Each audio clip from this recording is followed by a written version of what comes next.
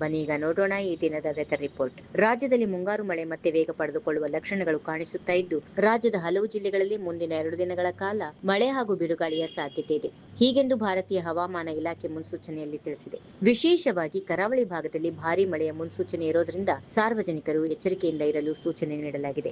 ದಕ್ಷಿಣ ಕನ್ನಡ, ಉಡುಪಿ ಮತ್ತು ಉತ್ತರ ಕನ್ನಡ ಜಿಲ್ಲೆಗಳಲ್ಲಿ ಜುಲೈ 27, 28 ಹಲವು ಕಡೆ ಉತ್ತಮ ಮಳೆಯಾಗುವ ಸಾಧ್ಯತೆಗಳಿವೆ. ಈ ಭಾಗಗಳಲ್ಲಿ ಗಂಟೆಗೆ 30ರಿಂದ 40 ಕಿಲೋಮೀಟರ್ ವೇಗದಲ್ಲಿ ಗಾಳಿ ಬೀಸುವ ಸಾಧ್ಯತೆ ಇದ್ದು, ಸಮುದ್ರಕ್ಕೆ ತೆರಳುವ ಮೀನುಗಾರರು ಮತ್ತು ಪ್ರವಾಸಿಗರು ಮುನ್ನೆಚ್ಚರಿಕೆ ವಹಿಸುವಂತೆ ಅಧಿಕಾರಿಗಳು ಸಲಹೆ ನೀಡಿದ್ದಾರೆ. ಉತ್ತರ ಒಳನಾಡಿನ ಭಾಗಗಳಲ್ಲೂ ಮಳೆಯ ಚಟುವಟಿಕೆ ಮುಂದುವರಿಯುವ ಸಾಧ್ಯತೆ ಇದೆ. ಬೆಳಗಾವಿ, ಧಾರವಾಡ, ಹಾವೇರಿ, ಗದಗ, ವಿಜಯಪುರ ಹಾಗೂ ಬಾಗಲಕೋಟೆ ಜಿಲ್ಲೆಗಳಲ್ಲಿ ಸಾಧಾರಣದಿಂದ ಮಧ್ಯಮ ಪ್ರಮಾಣದ ಮಳೆಯಾಗುವ ನಿರೀಕ್ಷೆ ಇದೆ.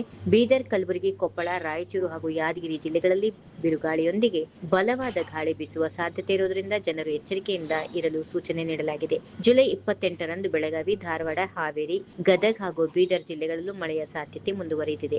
ದಕ್ಷಿಣ ಒಳನಾಡಿನಲ್ಲಿಯೂ ಮಳೆಯ ವಾತಾವರಣ ನಿರ್ಮಾಣವಾಗಲಿದೆ. ಶಿವಮೊಗ್ಗ, ಚಿಕ್ಕಮಗಳೂರು, ಹಾಸನ, ಕೊಡಗು, ಮೈಸೂರು, ದಾವಣಗೆರೆ, ಬೆಂಗಳೂರು ನಗರ, ಬೆಂಗಳೂರು ಗ್ರಾಮಾಂತರ ಹಾಗೂ ಚಾಮರಾಜನಗರ ಜಿಲ್ಲೆಗಳಲ್ಲಿ ಸಾಧಾರಣ ಮಳೆಯ ನಿರೀಕ್ಷೆ ಇದೆ. ಬಳ್ಳಾರಿ, ಚಿಕ್ಕಬಳ್ಳಾಪುರ, ಚಿತ್ರದುರ್ಗ, ಕೋಲಾರ, ಮಂಡ್ಯ, ರಾಮನಗರ, ತುಮಕೂರು ಹಾಗೂ ವಿಜಯನಗರ ಜಿಲ್ಲೆಗಳಲ್ಲಿ ಬಿರುಗಾಳಿಯೊಂದಿಗೆ ವೇಗವಾದ ಗಾಳಿ ಬೀಸುವ ಸಾಧ್ಯತೆ ಇದೆ.